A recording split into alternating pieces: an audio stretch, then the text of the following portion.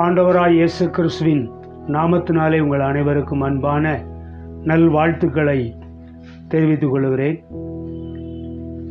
கடந்த வாரத்திலே நாம் பார்த்த வேத வசனம், ஆண்டவர் சந்தோஷமாய் இருக்கிறார் என்று சொல்லி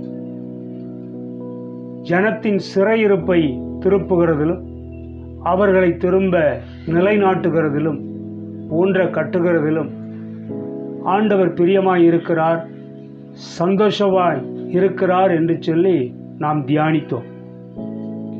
அந்த வகையில் இங்கே இன்றைக்கு நாம் தியானிக்க போகிறது லூக்கா எழுதின சுவிசேஷத்தில் 15வது அதிகாரம் 7வது வசனத்தின் பிற்பகுதியையும் 10வது வசனத்தை நான் வாசிக்கிறேன். மனம் திரும்புகிற ஒரே பாவி நிமித்தம் பரலோகத்தில் மிகுந்த சந்தோஷம் உண்டாயிருக்கும் என்று உங்களுக்கு சொல்லுகிறேன்.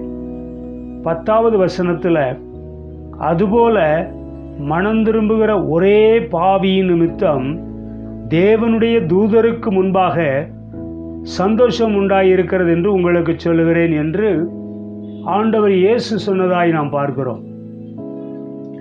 மனம் திரும்புகிற ஒரே பாவி நிமித்தம் பரலோகத்தில் சந்தோஷம் இல்லை, மிகுந்த சந்தோஷம் உண்டாயிருக்கும் என்று சொல்லுகிறார். அப்படியானால் பரலோகத்தையே சந்தோஷம் அடைய செய்கிற காரியம் என்ன அப்படிங்கிறதை நாம் பார்க்க வேண்டும்.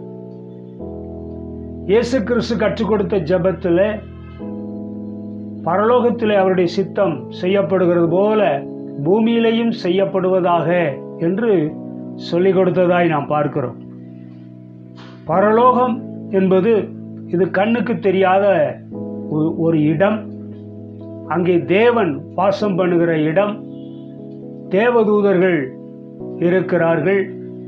இப்படி ரொம்ப லாங் டிஸ்டன்ஸில் இருந்தால் கூட பரலோகத்துக்கும் பூலோகத்துக்கும் கனெக்ஷன் இல்லை என்று சொல்லிவிட முடியாது. தொடர்பு இருந்து கொண்டே இருக்கும். இது வேத வசனத்தின் வெளிச்சத்திலே அநேக காரியங்களை நாம் பார்க்க முடியும். உதாரணத்துக்கு பார்த்தா சொல்வாங்க இல்லையா, இங்க அடிச்சா அங்க வலிக்கும், இங்க அடிச்சா அங்க வலிக்கும் அப்படின்னு சொன்னா இங்க ஒரு மாற்றம் ஏற்பட்டால் அங்கே அதனுடைய ரியாக்ஷன் இருக்கும். ஆண்டவருக்கு ஸ்தோத்திரம். இது வேத வசனத்திலே தெளிவா இருக்கிறது. உதாரணத்துக்கு சவுல் தமஸ்குவை நோக்கி போய் கொண்டிருந்தான். எதற்காக? கிறிஸ்தவர்களை உபத்திரவப்படுத்துவதற்காக, அவர்களை அடித்து சிறையில் போட வேண்டும் என்ற நோக்கத்தோடு கூட அவன் சென்று கொண்டிருந்தான் என்பதை நாம் அறிவோம். அப்போ வழியிலே ஆண்டவர் இயேசு என்ன செய்கிறார்? இறங்கி வருகிறார். அதற்கு முன்பே அந்த வேலையை செஞ்சான். இப்போ என்ன செய்யறான்? தமஸ்குவுக்கு போறான். எருசலேமில் அந்த வேலையை செஞ்சான், தமஸ்குவுக்கு போறான். தேவன் ஆண்டவராய் இயேசு கிறிஸ்து இந்த சவுலை சந்திக்க அவர் இறங்கி வந்தார். என்ன பாருங்க, ஆண்டவர் கேட்கிறார் இல்லையா, சந்தித்த பிற்பாடு, ஆண்டவரே நீர் யார் என்று அவன் சவுல் கேட்ட பொழுது, நீ துன்பப்படுத்துகிற இயேசு நானே அப்படின்னார். நீ துன்பப்படுத்துகிற இயேசு நானே அப்படிங்கிறார். ஏன்னா இயேசுவின் பிள்ளைகளை இவன் துன்பப்படுத்தி கொண்டிருக்கிறான். ஆனால் அவர் சொல்லுகிறது, நீ துன்பப்படுத்தி கொண்டிருக்கிற இயேசு நானே அப்படிங்கிறார். அப்போ விசுவாசிகளை துன்பப்படுத்தி கொண்டிருக்கும் பொழுது அது அவரை துன்பப்படுத்துவதற்கு சமமாய் இருக்கிறது. நீ துன்பப்படுத்துகிற இயேசு நானே என்று சொல்லி அவர் இறங்கி வந்தார். பழைய ஏற்பாட்டில் வாசித்தோம்னா தேவன் சொல்றாரு, உங்களை தொடுகிறவன் என் கண்மணியை தொடுகிறான் அப்படிங்கிறார். இப்போ எவ்வளவு தொடர்பு இருக்கிறது என்று பாருங்கள், எவ்வளவு தொடர்பு இருக்கிறது. இதுபோல நிறைய காரியங்கள் நாம் சொல்ல முடியும்.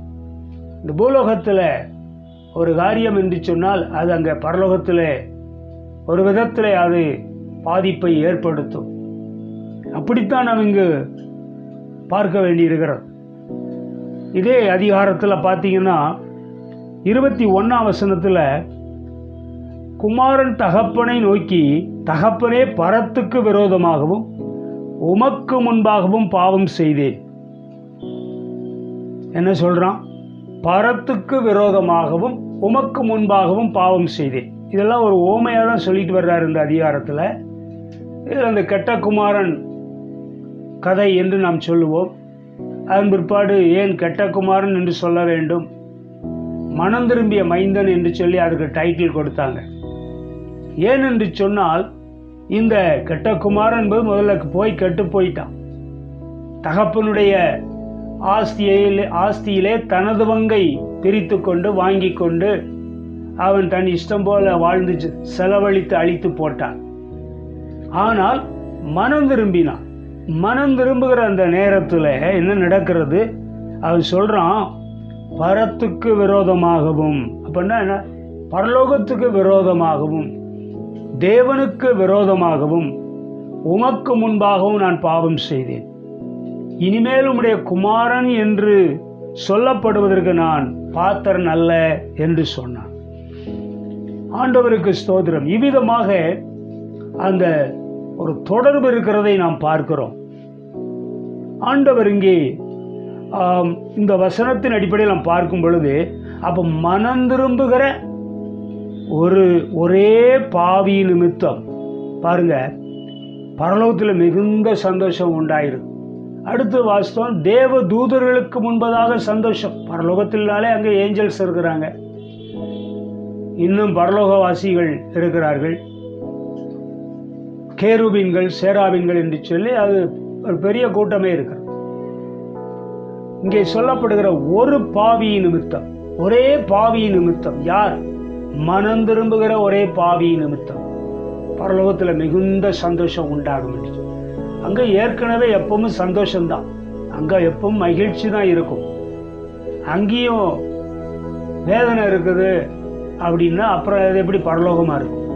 அங்கே எப்போதும் மகிழ்ச்சி இருக்கும், சந்தோஷம் இருக்கும். பைபிள் அது இருக்கு. அங்கே கண்ணீர் இல்லை, கவலை இல்லை, துக்கம் இல்லை, அலறுதல் இல்லை, இதெல்லாம் இருக்கு. ஆனால் அங்கே இன்னும் சந்தோஷப்படுத்தக்கூடிய காரியங்கள், இங்கே என்ன செஞ்சால் அங்கே சந்தோஷம் உண்டாகும். ஒரு பாவி மனம் திரும்பினால் மிகுந்த சந்தோஷம் பரலோகத்தில் உண்டாகுமா? கர்த்தருக்கு ஸ்தோத்திரம். ஏன் அப்படின்னா, யோவான் ஸ்நானகன் பிரசங்கம் பண்ண ஆரம்பிச்சது என்ன பிரசங்கம்? மனம் திரும்புங்கள், பரலோக ராஜ்யம் சமீபமாய் இருக்கிறது என்று சொன்னார். இயேசு ஞானஸ்நானம் பெற்று 40 நாட்கள் வனாந்தரத்தில் போய் அவர் ஃபாஸ்டிங் இருந்தார், உபவாசம் இருந்தார். பிற்பாடு ஊழியத்தை ஆரம்பித்த உடனே அவர் வாயிலிருந்து வந்த முதல் வார்த்தை பிரசங்கம், மனம் திரும்புங்கள், பரலோக ராஜ்யம் சமீபமாய் இருக்கிறது. ரிப்பன்டன்ஸ், மனம் திரும்ப சொல்லித்தான் இவர்கள் பிரசங்கம் பண்ணினார்கள். சுவிசேஷத்தை வாசித்து பார்க்கும்போது யோவானுக்கு சில டிசைபிள்ஸ் இருந்தாங்க, இயேசுவுக்கும் டிசைபிள்ஸ் இருந்தாங்க, சீஷர்கள். ஆனால் அந்த யோவானின் சீஷர்கள் 2 பேருமே தனித்தனி குரூப்பாக போகிற மாதிரி இருக்குதேன்னு அவங்க நினைச்சிருக்கிறாங்க. ஆனால் அப்படி அல்ல. 2 பேரும் பாருங்க ஒரே தேவனுக்கு ஊழியம் செய்தார்கள். யோவான் ஸ்நானகனும் இயேசுவும் 2 பேருக்கும் இருந்த ஒரே குறிப்பிட்ட நோக்கம், மனம் திரும்ப வேண்டும். ஜனங்கள், பாவிகள் மனம் திரும்ப வேண்டும். இதைத்தான் அவர்கள் பிரசங்கம் செய்தார்கள். காரணம், இந்த பூமியிலே வேதம் சொல்லுகிறபடி ரோமர்ல எல்லாரும் பாவம் செய்து தேவ மகிமையற்றவர்களானார்கள் என்று எழுதப்பட்டிருக்கிறது. எல்லோரும் பாவம் செய்து, ஆல் ஆர் சின்னர்ஸ், எல்லோரும் பாவிகளாய் இருக்கிறார்கள். அப்படியானால் அப்போ எல்லோரும் பாவிகளாய் இருக்கிற இந்த பூமியிலே ஒரு பாவி மனம் திரும்பினால் என்று சொல்லப்பட்டிருக்கிறது. ஒரு பாவி மனம் திரும்பினால் பரலோகத்திலே மிகுந்த சந்தோஷம் உண்டாகும். இதெல்லாமே ஒரு ஆவிக்குரிய ரீதியான ஒரு சந்தோஷம் என்றுதான் நாம் எடுத்துக்கொள்ள வேண்டும். சரி, அங்க சந்தோஷம் உண்டாகுதுன்னா இந்த மனம் திரும்புகிற பாவியினிடத்துல, பாவியின் உள்ளத்திலே சந்தோஷம் இருக்காது என்று நாம் நினைக்க முடியுமா? கண்டிப்பாக இருக்கும், சந்தோஷம் இருக்கும். அது ரட்சிக்கப்பட்ட தினத்திலே அந்த அனுபவத்தை பெற்றவர்கள் சந்தோஷம் அடைந்திருப்பார்கள். ஞானஸ்நானம் எடுக்கிறார்கள். ரட்சிக்கப்பட்டதற்கு வெளிப்பிரகாரமான ஒரு அடையாளமாக தேவன் சொன்ன, இயேசு ஏற்படுத்தின ஒரு காரியம் மூழ்கி ஞானஸ்நானம் பெற்றுக்கொள்வது. அந்த ஞானஸ்நானத்தை அன்றைக்கு பெறுகிற அன்றைக்கு அவர்கள் சந்தோஷமாய் இருந்திருப்பார்கள். கண்டிப்பாக அந்த ஊழியருக்கு அல்லது அந்த மனுஷனை ரட்சிப்புக்குள் நடத்தினவருக்கும் அந்த சிறு சபையை சேர்ந்தவர்களுக்கும் எவ்வளோ மகிழ்ச்சி இருந்திருக்கும் தெரியுமா? ஒரு பாவி மனம் திரும்பி விட்டார், ஒருவர் ரட்சிக்கப்பட்டு விட்டார், அவர் ஞானஸ்நானம் எடுக்கிறார், தேவனுடைய வசனத்துக்கு கீழ்ப்படிந்து எடுக்கிறார் என்ற உடனே அந்த ஒரு சின்ன குரூப்பாக இருந்தால் கூட அவர்களுக்குள்ளே ஒரு பெரிய சந்தோஷம் உண்டாகும். இதுபோலத்தான் அந்த மகிழ்ச்சி உண்டாகிறது. கர்த்தருக்கு ஸ்தோத்திரம். அப்போஸ்தலர் நடபடிகள் 16:31 படித்து பார்க்கும்போது, பவுலும் சீலாவும் சிறையில் அடைக்கப்பட்டிருந்த பொழுது அவர்கள் என்ன செய்தார்கள்? நன்றாக அடி உதை வாங்கின பிற்பாடு காயம் ஏற்படுற அளவுக்கு அடி உதை வாங்கிட்டாங்க. நடுராத்திரியிலே என்ன செய்கிறார்களாம்? தேவனை துதித்து பாடி கொண்டிருந்தார். அந்த சம்பவம் நமக்கு நல்லாவே தெரியும். அதன் பிற்பாடு நடந்த காரியம் தெரியும். அதில் ஜெயிலர் ஓடி வர்றான், சிறைச்சாலை அதிகாரி வர்றான், வந்து பார்த்துட்டு அதில் கேட்குறான், ஆண்டவமாரே, நான் ரட்சிக்கப்படுவதற்கு என்ன செய்ய வேண்டும் என்றுதான் ஒரு கேள்வி கேட்குறான். இங்கே இவங்க பாட்டு பாடினாங்க. அப்புறம் பார்த்தீங்கன்னா பெரிய ஒரு அசைவு ஏற்பட்டது. சிறைச்சாலையின் அஸ்திபாரங்கள் எல்லாம் அசைகிற மாதிரி ஒரு அசைவு ஏற்பட்டது. கதவுகள் கட்டுகள் எல்லாம் அங்கே திறந்து கலண்டு போயிற்று. எல்லோரும் ஓடி போய்விட்டார்கள் என்று சொல்லி அவன் நினைத்தான். வேற என்ன நடந்திருக்கிறது? ஆனால் இவன் கேட்குற கேள்வி, ஆண்டவமாரே, நான் ரட்சிக்கப்படுவதற்கு என்ன செய்ய வேண்டும் என்ற ஒரு கேள்வி கேட்டான். உடனே பவுல் சொல்றான், கர்த்தராகி இயேசு கிறிஸ்துவை நீ விசுவாசி, அப்பொழுது நீ மட்டுமல்ல, நீயும் உன் வீட்டாரும் ரட்சிக்கப்படுவீர்கள். இதைத்தான் அங்கு சொல்லப்பட்டது. அப்போ நீ விசுவாசி, இயேசுவை விசுவாசி, அப்பொழுது நீயும் உன் வீட்டாரும் ரட்சிக்கப்படுவீர்கள். இந்த மனம் திரும்புதல், மனம் திரும்பிட்டான் அப்படின்னா அதுக்கு ஒரு மறு வார்த்தை ரட்சிப்பு. ஐ எம் சேவ்டு, நான் ரட்சிக்கப்பட்டு விட்டேன் என்று நாம் சொல்லுகிறோம். ஆண்டவருக்கு ஸ்தோத்திரம். இதை குறித்து நிறைய விஷயங்கள் சொல்லப்பட்டிருக்கிறது. அந்த ரட்சிப்பின் அனுபவத்துக்குள்ளே வர வேண்டும், மனம் திரும்ப வேண்டும். இப்படி நீ விசுவாசித்தால் என்ன செய்யலாம்? நீயும் உன் வீட்டாரும் ரட்சிக்கப்படுவீர்கள் என்று சொன்னதாய் நாம் பார்க்கிறோம். ஆகையினாலே பாவி மனம் திரும்ப வேண்டும். இதுதான் முக்கியம், இதுதான் முக்கியம். அப்போ ஒரு சிங்கிள் மேன், ஒரு மனுஷன் மனம் திரும்பினால் பரலோகத்தில் மிகுந்த சந்தோஷம் உண்டாகுமா? கர்த்தருக்கே ஸ்தோத்திரம். ரோமர் 10:9 இந்த ரட்சிப்பின் காரியத்தை குறித்து அங்கு தெளிவாய் சொல்லப்பட்டிருக்கிறது. என்ன அதனுடைய உட்கருத்து என்னவென்று சொல்லி இங்கே பார்க்கிறோம். கர்த்தராகிய இயேசுவை நீ உன் வாயினாலே அறிக்கையிட்டு தேவன் அவரை மரித்தோரில் இருந்து எழுப்பினார் என்று உன் இருதயத்திலே விசுவாசித்தால் ரட்சிக்கப்படுவாய். ரொம்ப சிம்பிள் பாருங்க. இயேசுவை நீ உன் வாயினாலே அறிக்கையிட வேண்டும். இயேசு என்ற பெயரை உன் வாயினால் சொல்ல வேண்டும். தேவன் அவரை மரித்தோரிலிருந்து எழுப்பினார் என்று உன் இருதயத்திலே விசுவாசிக்க வேண்டும். விசுவாசிக்க வேண்டும், அடுத்து கன்ஃபஸ் பண்ண வேண்டும். அப்போ விசுவாசித்தால் நீ ரட்சிக்கப்படுவாய். நீதி உண்டாக இருதயத்திலே விசுவாசிக்கப்படும், ரட்சிப்பு உண்டாக வாயினாலே அறிக்கை பண்ணப்படும். இப்படி இருக்கிறதுனால பாருங்க, நாம் மனம் திரும்புகிற மக்கள் இயேசுவை என்ன செய்ய வேண்டும்? தேவன் அவரை மரித்தோரிலிருந்து எழுப்பினார் என்று இருதயத்தில் விசுவாசித்து வாயாலே அதை கன்ஃபஸ் பண்ண வேண்டும். இதுதான் ரட்சிக்கப்படுவதற்குரிய காரியம். இப்படி அவர்கள் இயேசுவை விசுவாசித்து ஏற்றுக்கொண்டால் அவர்கள் ரட்சிக்கப்படுவார்கள். அவருடைய பாவங்கள் மன்னிக்கப்படுகிறது, அவர்களுக்கு அந்த மீட்பு கிடைக்கிறது. பெரிய ஒரு ரிடம்ஷன், அதான் பெரிய ஒரு மீட்பு அவர்களுக்கு உண்டாகிறது. இதிலே அந்த மனுஷன் எப்படி மகிழ்ச்சி அடையாமல் இருப்பான்? அந்த மனுஷன் கண்டிப்பாய் சந்தோஷப்படுவான். கர்த்தருக்கு ஸ்தோத்திரம். இவ்விதமாக பாவிகள் மனம் திரும்பும் பொழுது பரலோகத்திலே பெரிய சந்தோஷம் உண்டாகும். 2 பேதுரு 3 வாசித்து கொண்டே வரும் பொழுது அங்கே பேதுரு எழுதியிருக்கிறார். என்ன தெரியுமா? ஒருவரும் கெட்டு போகாமல் எல்லோரும் ரட்சிக்கப்பட வேண்டும் என்று சொல்லி விரும்பி தேவன் நம்மேல் நீடிய பொறுமை உள்ளவராய் இருக்கிறார் என்று எழுதியிருக்கிறார். அப்போ ஒருவரும் கெட்டுப்போவது தேவனுடைய சித்தம் அல்ல. ஒருத்தர் கூட கெட்டு போகக்கூடாது. எல்லோரும் மனம் திரும்ப வேண்டும், எல்லோரும் ரட்சிக்கப்பட வேண்டும், எல்லோரும் பரலோக ராஜ்யத்தை சுதந்திரிக்க வேண்டும் என்றுதான் தேவன் விரும்புகிறார். அவர் நீடிய பொறுமையுள்ளவராய் இருக்கிறார் என்று அங்கே தெளிவாய் எழுதப்பட்டிருக்கிறது.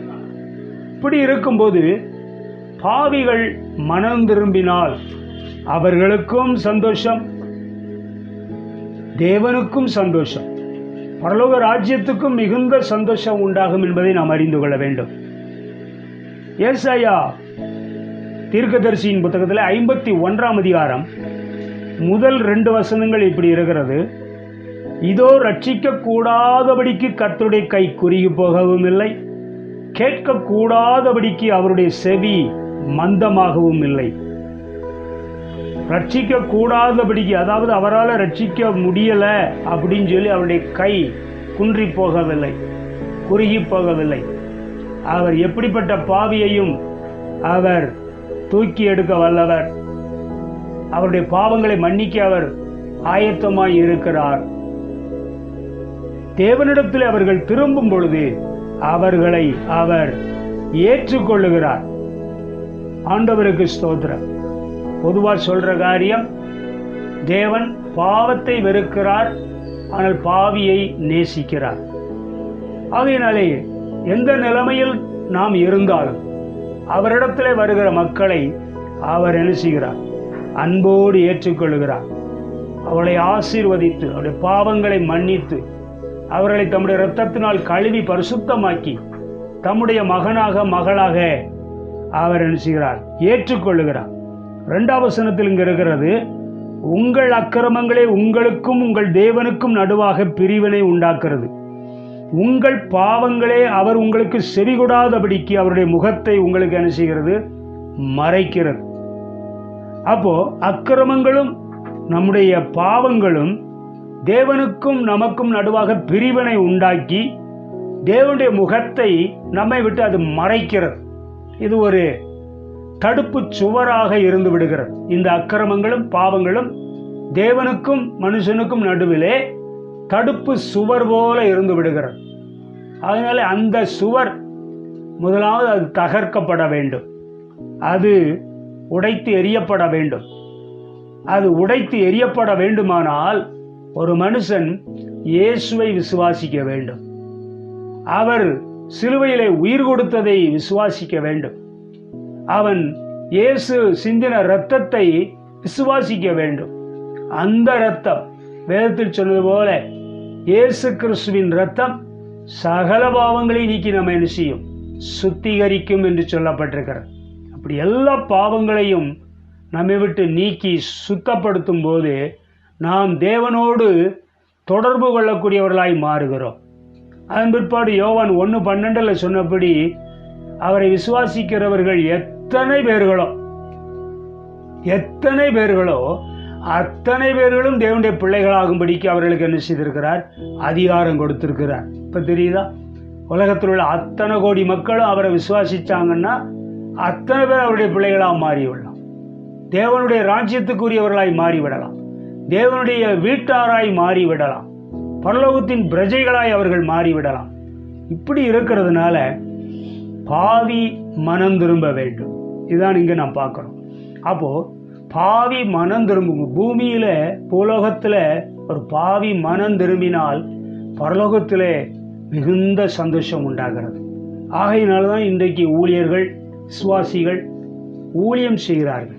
இயேசுவை பற்றி ஏன் போய் தெரு தெருவாக, வீதி வீதியாக, இன்னும் சொல்ல போனால் ஒவ்வொரு கிராமங்களிலும் பட்டணங்களிலும் ஏன் போய் சொல்ல வேண்டும்?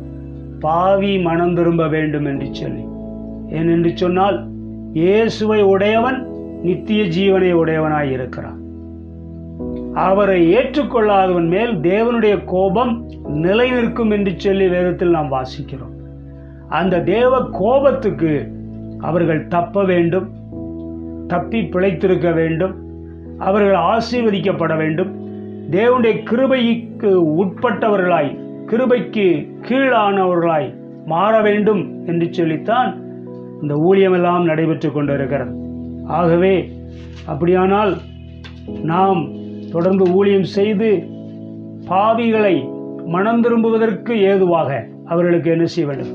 சத்தியத்தை சொல்லி அவர்கள் மனம் திரும்ப செய்ய வேண்டும். மனம் திரும்பினால் அவர்களுக்கும் சந்தோஷம், பரலோகத்தில் இருக்கிற தேவனுக்கும் பரலோக ராஜ்யத்தில் உள்ளவர்களுக்கும் மிகுந்த சந்தோஷம் உண்டாகும். கர்த்தர் தாமே இந்த வார்த்தைகளை ஆசீர்வதிப்பாராக. சர்வவல்ல தேவனே, இந்த நாளுக்காய் உம்மை ஸ்தோத்திரிக்கிறோம். இந்த நாளிலும் இந்த பகுதியை, வேத பகுதியை வாசித்து தியானிக்க எங்களுக்கு கொடுத்த நல்ல கிருபைக்காய் ஸ்தோத்திரம். இன்னும் ஒவ்வொரு நாளும் அநேக மக்கள் மனம் திரும்ப வேண்டும், அவர்கள் பரலோக பிரஜையாய் மாற வேண்டும். ஒவ்வொரு பாவியும் மனம் திரும்பும் பொழுது பரலோக ராஜ்யத்தில் மிகுந்த சந்தோஷம் உண்டாகும் என்று சொன்னீரே. இந்த நிலைமையிலே இன்றைக்கு எடுத்து பார்த்தால் உலகமெங்கிலும் ஒவ்வொரு நாளும் ரட்சிக்கப்பட்டு கொண்டிருக்கிறார்கள்.